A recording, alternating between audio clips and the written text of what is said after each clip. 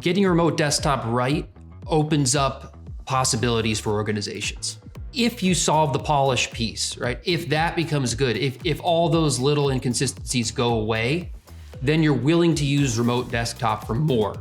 You're willing to take the leap to become more dependent on it and make it a bigger part of your life. And that means organizations can lean into it, right? And so the whole thin client approach, which yields all those benefits for hardware management and cost efficiencies, you become much more willing to entertain that if you know that the employee's experience is going to be good.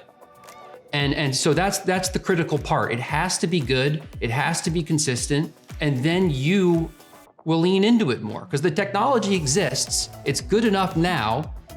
It can always be a little bit better, of course, but it is good enough now to manage your devices that way. But you could do that, right? You could have all your devices in a rack in one room and have all of your employees have something the size of a phone or smaller, cheap, efficient, and with no degradation in quality or performance.